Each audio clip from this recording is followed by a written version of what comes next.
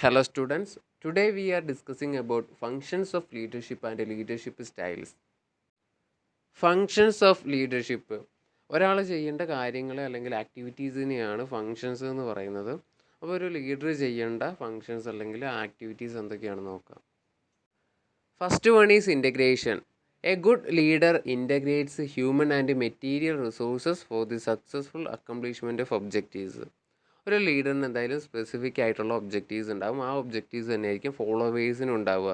So അത് accomplish ചെയ്യണമെങ്കിൽ ലീഡറിൻ്റെ ഫോളോവേഴ്സായ ഹ്യൂമൻസിനെയും ആ ഒബ്ജക്റ്റീവ് അച്ചീവ് ചെയ്യാനായിട്ടുള്ള മെറ്റീരിയൽ റിസോഴ്സിനെ സംയോജിപ്പിക്കണം. അത് രണ്ടും കൂടെ ഒരുമിച്ച് ചേർന്നാൽ മാത്രമേ ആ ഒബ്ജക്റ്റീവ് അക്കംപ്ലീഷ് ചെയ്യാനായിട്ട് പറ്റുള്ളൂ. അതാണ് ലീഡറിൻ്റെ ആദ്യത്തെ function. Second one is communication. To integrate the efforts of the members of a group, organization, policies, objectives, programs and procedures are communicated. A leader communicates the directives and guidance to members, so an individual is able to know what to do and not.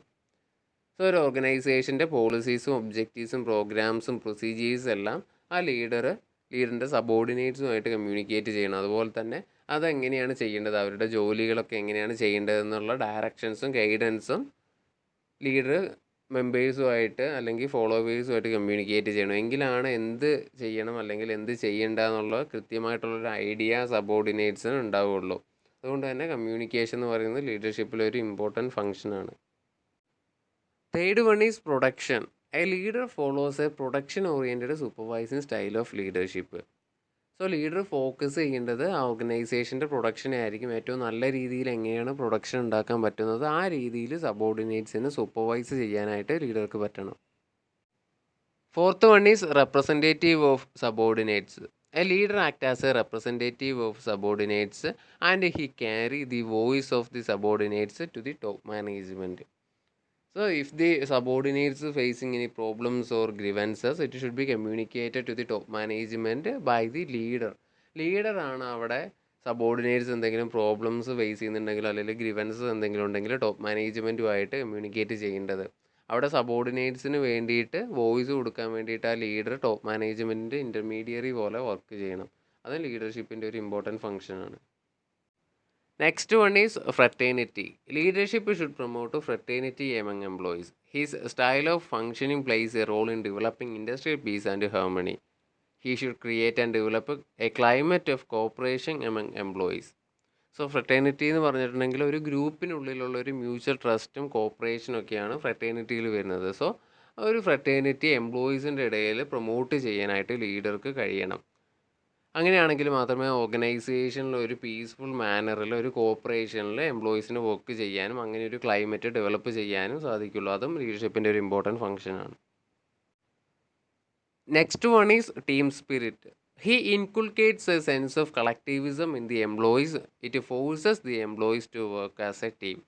So ഒരു collectivism ഗ്രൂപ്പായിട്ട് work ചെയ്യുന്നതിൻ്റെ ഇമ്പോർട്ടൻസിനെ കുറിച്ച് എംപ്ലോയീസിനെ പറഞ്ഞ് മനസ്സിലാക്കണം. എങ്കിൽ മാത്രമേ ഒരു ടീമായിട്ട് നല്ലൊരു ടീം സ്പിരിറ്റിൽ അവർക്ക് വർക്ക് ചെയ്യാൻ പറ്റുള്ളൂ. നല്ലൊരു ടീമായിട്ട് വർക്ക് ചെയ്തിട്ടുണ്ടെങ്കിൽ ഈസി ആയിട്ട് ആ ഓർഗനൈസേഷൻ്റെ ഒബ്ജക്റ്റീവൊക്കെ അക്കംപ്ലിഷ് ചെയ്യാനായിട്ടും സാധിക്കും. Next one is performance evaluation. A leader evaluates the performance of the employees. അപ്പോൾ എംപ്ലോയീസിൻ്റെ പെർഫോമൻസ് എല്ലാം ഇവാലുവേറ്റ് ചെയ്യുക എന്ന് പറഞ്ഞാൽ അതും ലീഡറിൻ്റെ തന്നെ ഒരു ഫങ്ഷനാണ്. എങ്കിൽ മാത്രമേ ലീഡർക്ക് കൃത്യമായിട്ട് അവരവരുടെ വർക്ക് ചെയ്യുന്നുണ്ടോ എന്ന് മനസ്സിലാക്കാനായിട്ട് സാധിക്കുള്ളൂ. Next one is initiation. A leader act as a initiator to introduce changes in the organization where it is necessary. So changes വേണമെന്ന് തോന്നുന്ന സ്ഥലങ്ങളിലെല്ലാം ഈ ലീഡർ ഇനീഷ്യേറ്റീവ് എടുത്തിട്ട് ഓരോരോ കാര്യങ്ങൾ ചെയ്യണം. എങ്കിലാണ് അത് കണ്ടിട്ട് ഫോളോവേഴ്സിനും അത്തരം കാര്യങ്ങൾ ചെയ്യാനായിട്ട് സാധിക്കുള്ളൂ. Next one is goal setting. A leader may either establish organisational goals himself or he may participate in establishing dum. So ഒരു ഓർഗനൈസേഷൻ്റെ ഗോൾ അല്ലെങ്കിൽ ഒബ്ജക്റ്റീവ് സെറ്റ് ചെയ്യുന്ന ടൈമിൽ ഒന്നെങ്കിൽ ആ ലീഡർ ആയിരിക്കണം ആ ഗോൾ സെറ്റ് ചെയ്യുന്നത്, അല്ലെങ്കിൽ ആ സെറ്റ് ചെയ്യുന്ന ടൈമിൽ സുപ്പീരിയേഴ്സിൻ്റെ കൂടെ ലീഡറും കൂടെ പാർട്ടിസിപ്പേറ്റ് ചെയ്യണം. എങ്കിൽ മാത്രമേ ആ ലീഡർക്കും ആ ഗോൾ അച്ചീവ് ചെയ്യുന്ന രീതിയിലേക്ക് മുന്നോട്ട് പോകാനായിട്ട് സാധിക്കുള്ളൂ. സോ ഗോൾ സെറ്റിങ്ങിൽ ലീഡർ എന്തായാലും പാർട്ടിസിപ്പേറ്റ് ചെയ്തിരിക്കണം. Last one is managers internal conflict. With the development of organisation many sub organisation groups develop. The leadership function is to win the consent of the several groups in order to maximize their zeal and confidence.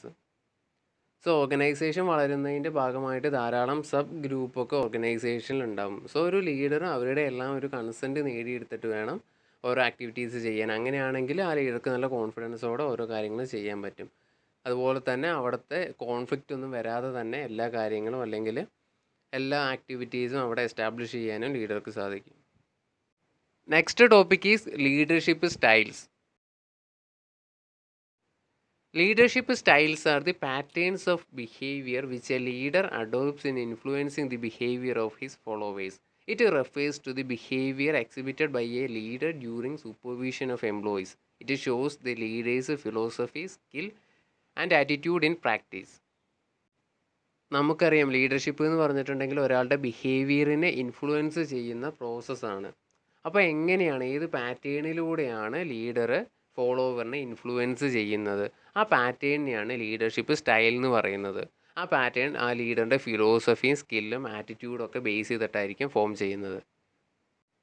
Leadership styles classified into 5. പ്രധാനമായിട്ടും 5 type leadership styles ആണുള്ളത്. First one autocratic style, second one free rein style, third one participative style, fourth one paternalistic style, and last one is charismatic leadership. First one is autocratic style.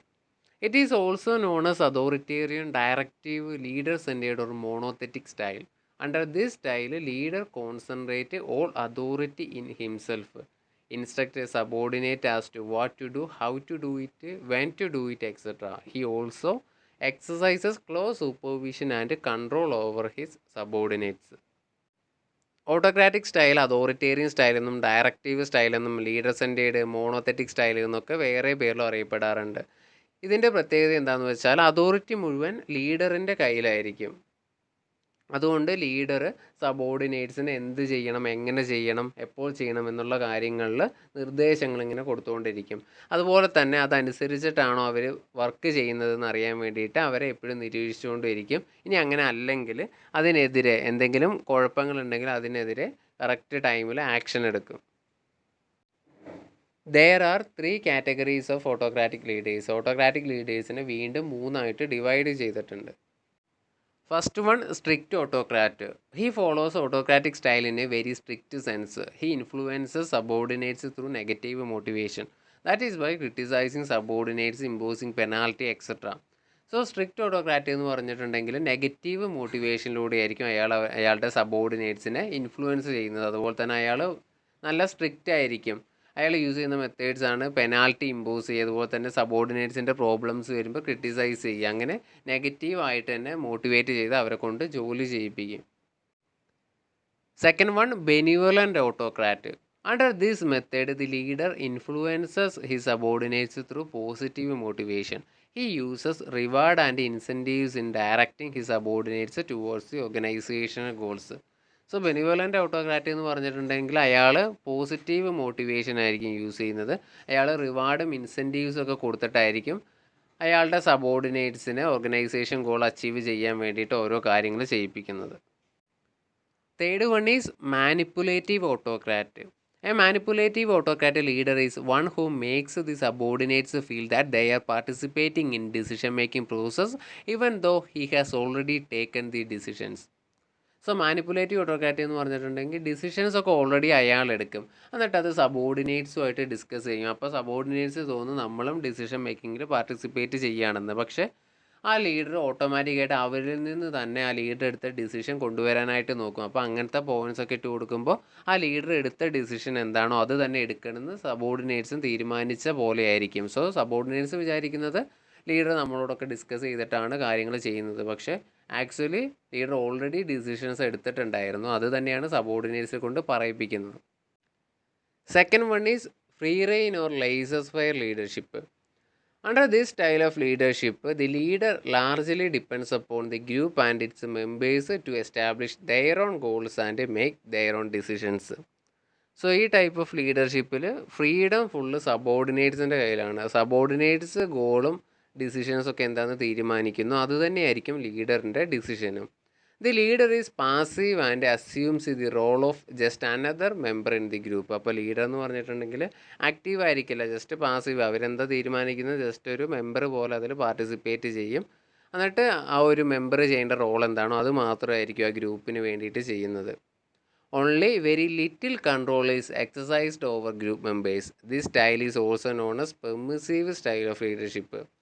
This style is suitable to certain situations where the manager can leave a choice to his groups. ഈ ഒരു leadership സ്റ്റൈലിൽ group മെമ്പേഴ്സിനെ അങ്ങനെ നല്ല രീതിയിൽ control ചെയ്യാനായിട്ട് പറ്റില്ല. Permissive style of leadership എന്നും ഈ ഒരു സ്റ്റൈൽ അറിയപ്പെടാറുണ്ട്. അതുപോലെ തന്നെ ഒരു ഗ്രൂപ്പിന് ഡിസിഷൻ എടുക്കാൻ പറ്റുന്ന സിറ്റുവേഷൻസിൽ മാത്രമേ ഈ ലീഡർഷിപ്പ് സ്റ്റൈൽ സ്യൂട്ടബിൾ ആവുകയുള്ളൂ. Third one is participative leadership. This style is also called as democratic, consultative, group-centered or ideographic style. A participative leader is one who consults and invites his subordinates to participate in decision-making process.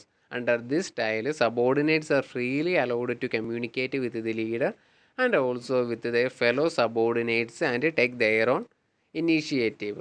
So, participative leader എന്ന് പറഞ്ഞിട്ടുണ്ടെങ്കിൽ ആ decision make ചെയ്യാനുള്ള authority സബോർഡിനേറ്റ്സിന് decentralise ചെയ്ത് കൊടുക്കും. അവിടെ സബോർഡിനേറ്റ്സുമായിട്ട് consult ചെയ്തിട്ടായിരിക്കും leader ഓരോ decisions എടുക്കുക. അപ്പോൾ അവരുടെ ഐഡിയാസും ഒപ്പീനിയൻസും ഒക്കെ ലീഡർ കൺസിഡർ ചെയ്യും. അതുപോലെ തന്നെ സബോർഡിനേറ്റ്സിന് ഫ്രീ ആയിട്ട് തന്നെ ലീഡറുമായിട്ടും മറ്റ് സബോർഡിനേറ്റ്സുമായിട്ട് ഓരോ കാര്യങ്ങൾക്ക് വേണ്ടി കമ്മ്യൂണിക്കേറ്റ് ചെയ്യാനായിട്ടും ഈ ലീഡർഷിപ്പ് സ്റ്റൈലിലൂടെ സാധിക്കും. Fourth one is paternalistic leadership. Under this style, the leader assumes that his functions is paternal or fatherly. The relationship between the leader and his group is the same as the relationship between father and his family. The leader guides and protects his subordinates as members of his family. As the head of the family, the leader provides good working conditions and fringe benefits to his subordinates.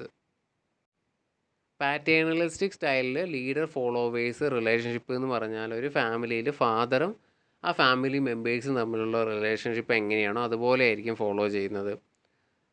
ഒരു father ആ family മെമ്പേഴ്സിന് ആവശ്യമായിട്ടുള്ള ഗൈഡൻസും പ്രൊട്ടക്ഷൻസും ഒക്കെ കൊടുക്കും. അതുപോലെ തന്നെ ആ ലീഡറും അയാളുടെ family മെമ്പറാണ് അയാളുടെ സബോർഡിനേറ്റ്സ് അല്ലെങ്കിൽ ഫോളോവേഴ്സ് എന്ന് കൺസിഡർ ചെയ്തിട്ട് അവർക്ക് ആവശ്യമായിട്ടുള്ള ഗൈഡൻസും പ്രൊട്ടക്ഷനും കൊടുക്കും. അതുപോലെ തന്നെ നല്ല വർക്കിംഗ് കണ്ടീഷനും ഫ്രിഞ്ച് ബെനിഫിറ്റ്സൊക്കെ ആ ലീഡർ അയാളുടെ സബോർഡിനേറ്റ്സിന് കൊടുക്കുന്നുണ്ട്. Last one is charismatic leadership. A charismatic leader attracts more people. Charisma possessed by a person attracts a number of people towards him. He is known as a charismatic leader. അപ്പോൾ charismatic leader എന്ന് പറഞ്ഞിട്ടുണ്ടെങ്കിൽ ഒരു personal charisma use ചെയ്തുകൊണ്ട് കൂടുതൽ ആൾക്കാരെ attract ചെയ്യുന്നത്.